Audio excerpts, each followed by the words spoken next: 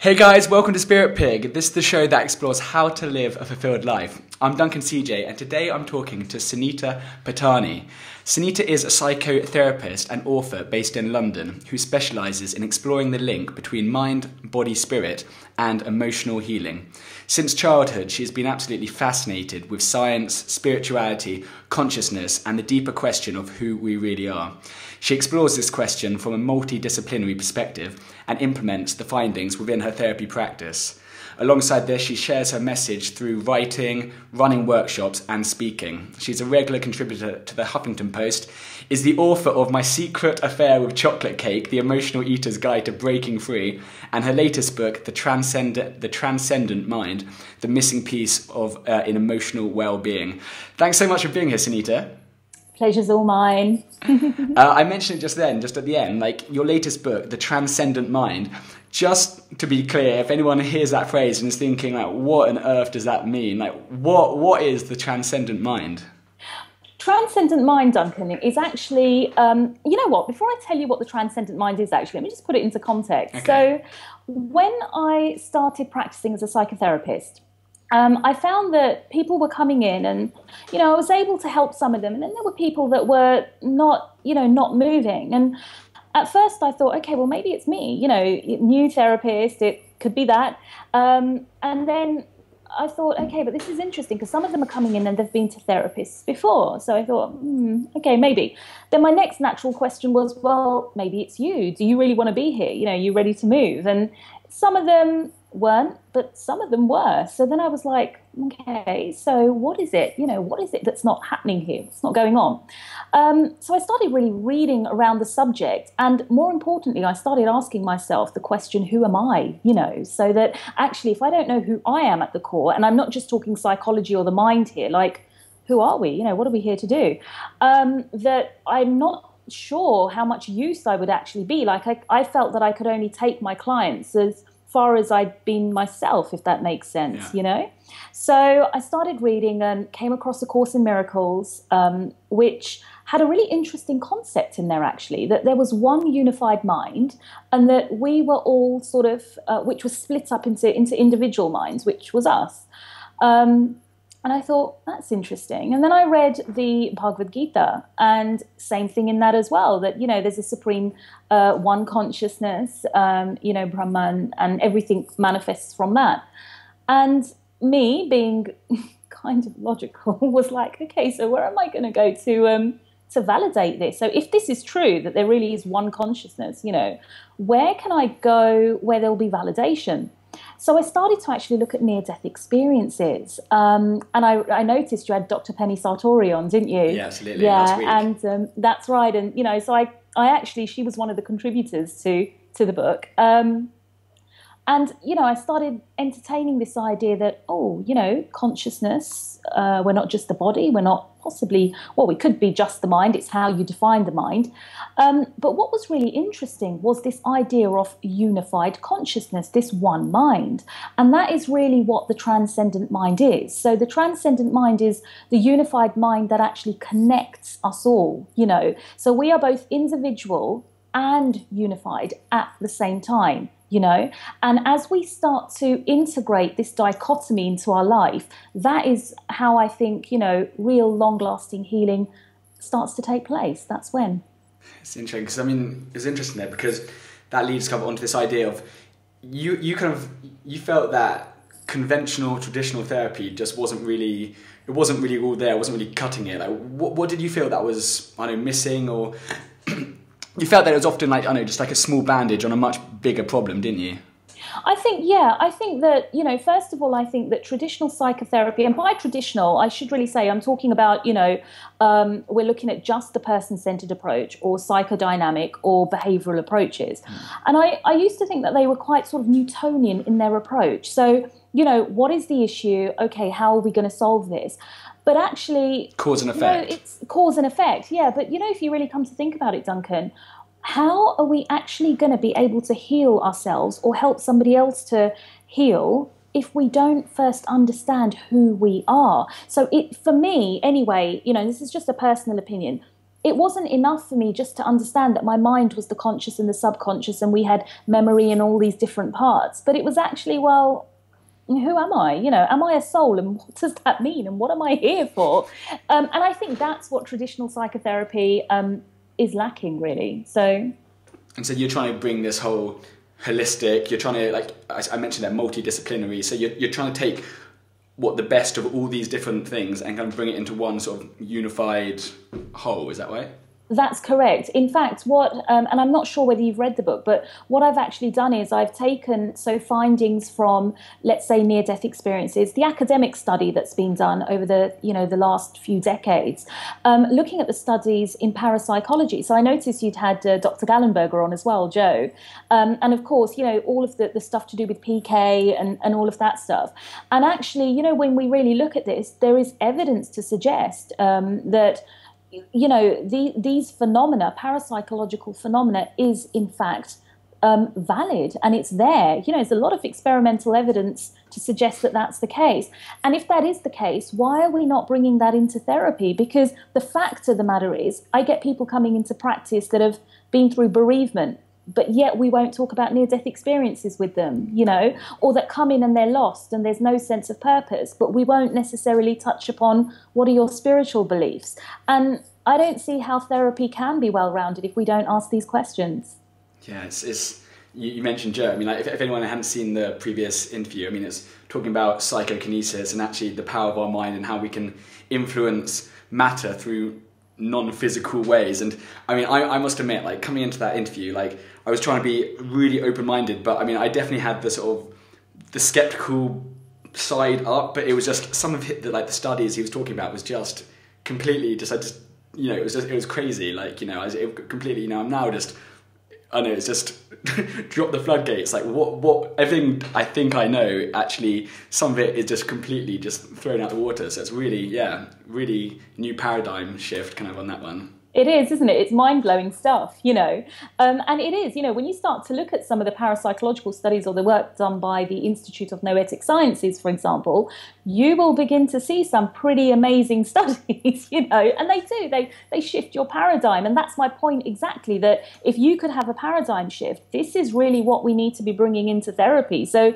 people are having paradigm shifts, not necessarily just from a spiritual perspective, but also from a scientific or academic perspective, because obviously not all people are open to, the spiritual side or the metaphysical side of things. So, yeah.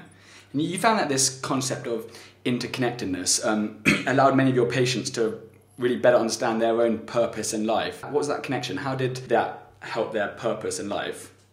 Okay, so if you're looking at the bigger picture, this is a very basic example. One of the common, let's say, issues that may come up is somebody can't move on because they're unable to forgive.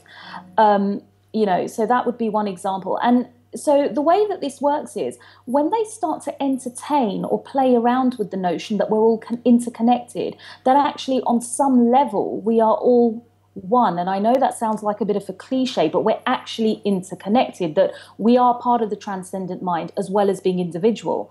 It gives them motivation to actually forgive because it puts things into a wider perspective, so to speak. So I think that's one way in which, we can use the idea of interconnectedness. We all talk about creating a peaceful world and, how are we going to better society? Well, unless we have the basic knowledge that there's evidence to suggest we are interconnected, where is the motivation going to come from? So it's really looking at, who we are and what that means for us and how that fits into the bigger picture of things. And when we say, like, we're all interconnected, like, if I'm at home and I'm hearing that and I'm just thinking, like, what do you mean we're all interconnected? As in, that's a bit like, so this is like what kind of quantum physics is actually pointing to, isn't it? This whole idea, there's science backing this up. There is, and I have to be honest with you, in this particular book, I didn't touch much upon quantum physics. In fact, if you look at the book, the foreword is actually done by Dr. Goswami, and he touches upon quite a lot of the quantum physics there. But, when we're talking about interconnectedness, for example, I'd be talking about things like telepathy or, intuition, when we have intuition and it turns out to be right, and looking at some of the experiments that have been done. So there have been experiments to show, for example, that if two people spend time together, meditate together, they form literally like a bond, and then you split them up into different places and you show one person, light flashes and it registers in the other person's brain. I mean, I'm really simplifying that, but there are studies to show this. That's what I mean by interconnectedness. We are literally interconnected. We can communicate aside from just our 5 physical senses. It's crazy. I mean, I just, yeah, like 5 years down, if this is where sort of the raising of like awareness now, like I don't even know like where it's going to be in the future, just with the more studies and the more openness and the more like, I don't know, I think it's really exciting. A quote that I heard from you was, we do not suffer because life is cruel, we suffer because we do not realise who we are. Is that, could you elaborate on that? Yeah, I think, again, it comes back to this idea that, life is going to throw circumstances at us. And, there's a very famous saying that when life throws you lemons, you make lemonade, But to be able to make lemonade, it's about recognising that, okay, I can't control everything that comes into my life. What I can control are my responses. And again, it comes down to that basic point again. Who am I? A soul, in my opinion, having a human experience. That opens me up to so many different possibilities, Duncan, of how I could go forth and actually solve different issues that I'm experiencing. So the more we know ourselves, the more in tune we are on a mind, body and spirit level, the more we're actually able to dance with life, so to speak, play around with life and I guess make the most of it. Yeah, and I mean, you mentioned that you can't focus on the mind or the spirit and then neglect the body, or vice versa. You can't neglect one part of this. Why is looking after and healing our body just as important as our mind and spirit, for example? Well, it's really about understanding that the body is the vehicle in which we experience everything. If we didn't have the body, we wouldn't really be experiencing Earth as it is. So, that's one of the reasons. And also, secondly, when you look at the little things like nutrition, well, it's a big thing, it's not a little thing, but you know what I mean. Okay, when you look at nutrition has an impact on your mind. There are certain foods that you're going to eat that will have a particular impact on your mind. So I've worked with clients in the past, actually. This was a really interesting example. I had somebody come in with extreme anxiety and they had tried everything, been on medication. There was no psychological trigger. Everything was fine. We kept a food diary and this person found that by eliminating white rice, overnight the anxiety disappeared. So when we talk about, it's about looking after the body, your body is also, it's not just, quite often in this field of work, it's like your mind is everything, your mind controls everything. But, your body is there as well. So we've got to, pay attention to that too. So there you go. I think in the book, the body was one of these points. You take the reader through the 4 elements of the transcendent healing process. What are these 4 elements? So we have 4 elements. So the first element is really, first of all, understanding emotional wounding. Okay, so when we have a look at emotional wounding, it's really understanding why you do what you do. Where have your emotional wounds come from? A vast majority of people have some form of emotional wounding. I won't say all, because I'm not sure whether it's all, but, there may be some people walking the planet that are, enlightened beings, so to speak. But a vast majority of people have some form of emotional wounding. So the first is to actually understand, how do I operate on a psychological level? Where does the wounding come from? Okay. The second element that I talk about is emotional healing. So it's really about understanding what emotional healing is. And this one's an interesting one actually, Duncan, because quite often people come in and they have the idea that, okay, if I do this, I'm going to heal. But actually, emotional healing can take time. It is not necessarily that it's going to happen overnight. It's a process that we go through.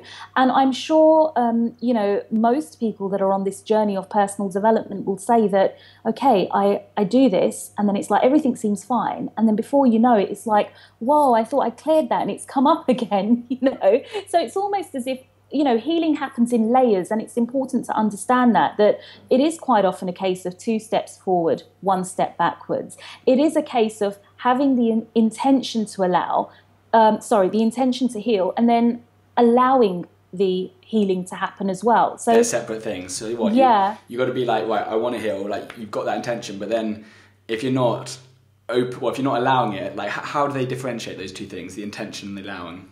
Right. So if we have a look at, let's just have a look at the concept of the transcendent mind first of all. So the concept of the transcendent mind is that it's likened to an ocean. That imagine the transcendent mind is an ocean, and you take a droplet of that ocean, that would be us. So the droplet has all of the same qualities, all of the same, form of what the ocean does. But I can take that droplet, go 500 miles somewhere, it's separate, but yet it's still the ocean. Do you see what I'm saying? So when you look at the transcendent mind, us as individuals, we are the transcendent mind, but we're individual at the same time, okay? So that's the starting point. We act as a dichotomy. Now, when you look at healing, as individuals, it is our role to intend our healing. So we need to take the initial steps to healing. We've got to have the intention, we've got to, take the steps, look at our nutrition, look at it, take the right steps. But then there comes a point where it's like we've actually got to step back and allow for the healing to happen. Because if we really come to think about it, all of the paradigm shifts that you've had, Duncan, all of the aha moments that you've had, you couldn't tell me, and I couldn't tell you either, to be fair, exactly how they've come about, right? I couldn't tell you the exact process of how it's happened. We see you've had them. How? I don't know. So there is this element, that transcendent element, that goes beyond our current understanding of just our five senses, that plays a part in the way that we heal. So intention is our part, and, allowing is really Source's part, the transcendent part, the God part, the part of us that is much greater. And I think we need to have an understanding that both of those things are in play. That's really interesting. And I kind of cut you off halfway when did you have two more things on the healing process, two more elements? That's right, yep. And element 3 was looking at the tools. So in the book, I cover 7 tools. Now, what I will say is that this particular book is like an overview, okay? So it's putting things in perspective, how the overall sort of healing process, what it looks like and what happens. So I've outlined 7 tools that I think are, kind of essential to starting off the healing process. So that's element 3. And then element 4 is looking at the role of nutrition. So really looking at, what are you doing? Are you listening to your body and that sort of thing? So yeah, there are your 4 elements. Amazing. And obviously you do like coaching stuff and you teach people, but if I'm at home, I'm listening to this, like, are there any sort of practical things I can sort of jump on right now, like things that would suddenly turn it around? Like what are kind of like some healing tools that I could maybe do at home? Okay, so one of the things, and you could do this anywhere really, one of the first places that I'd say start is looking at authenticity, because I think this is so important. Quite a lot of the people that walk into my clinic, a lot of their issues are stemming from them not being authentic in the first place. And by authentic, what I mean is really listening to who you are, where your skills are, where your likes are, where your dislikes are, and really beginning to follow what's right for you in your heart. Does that make sense? Yeah. And it's interesting because, people will come in sometimes and they're in a really bad way, Duncan, like severe depression. And a lot of it has stemmed from, well, actually, Sunita, years back, 20 years ago, I should have taken the decision of following my heart and doing the job. I should have done this. I should have done this. And what's happened over the years is it's like doing what they think is right from up here, but not necessarily listening to what's in the heart. So I think one of the things is, and especially if you've got children as well, always encourage them to express their authenticity and their creativity. It's so important, and it will really save a lot of heartache in the future. So that's one of the things. And the second basic tool, very, very basic, probably very underrated as well, is very simple: stopping, breathing, relaxing. Okay, stopping, breathing, relaxing. It will stop the incessant voice that you have going on in the mind sometimes that can cause you a lot of suffering. You could do this anywhere. It's 30 seconds. If you're working, just pop into the loo and go into your stop, breathe, relax in there, whatever it takes. It's little tools that will just really help to center and ground you. I love that. Simple. 3 things. Stop, breathe, relax. I can, yeah, we can all do that. This is it. In fact, actually, Duncan, you know, if people are interested, on my website, I actually give away the tools chapter. All the tools are in there. If they want to go and download it, they can do for free on the website. So fantastic. I'll put that below the interview. Brilliant. What would you say a fulfilled life means to you? A fulfilled life. Living authentically. So there we go. You know, following your heart, getting the balance right, looking after yourself. When you look after yourself well, I think you then want to do things for other people, and you know, you want to make a difference in society. So I think fulfillment is authenticity and balance, I would say. Fantastic. And what is, I think we might have touched on it a second ago, but you allowed another one. What is one thing all our listeners can do today that will have a massive positive effect on their lives? Definitely stop, breathe, relax, and also start to love yourself. Really, really question, start to love yourself. So I've given you 2 there. Perfect. And are there any books or resources which have changed or had a big impact on you? Yeah, I would definitely say A Course in Miracles. A bit of a heavy read, but very, very good. And also The Ancients. Oh, that's a good question. Okay, it's by 2 psychological doctors. Helen Schuckman, I think, and William Thetford, if I remember correct. But actually, A Course in Miracles, it is a standalone book, and they do say in there that they've deliberately not put the authors on the front of the book because the book is supposed to, it's supposed to stand alone. So if you look it up, you won't miss it. It's a big blue book. Perfect. I'll put it in the notes anyway. Yeah. And how can people stay in touch, find out more about you and your work? Website's probably the best way, and that is www.sunita, that's Sunita, Pattani, PATTANI.com. Thank you so much. It's been amazing talking to you. It's absolutely fantastic, and yeah, I'm going to put all those in the show notes, and going to put definitely get those little those 7 pointers. So that'd be incredible. Thank you so much for giving up your. In what time is it? It's you've got midday, so I think it's a reasonable time for both of us today. Indeed. I often talk to people from like Australia or America, and like somebody's at like 6 a.m, somebody's at like 2 a.m. So we've both got it easy. Lunchtime interview. Yep, we've still got half the day to go. So it's all good. Thank you so much. It's been amazing talking to you. We'll catch up soon.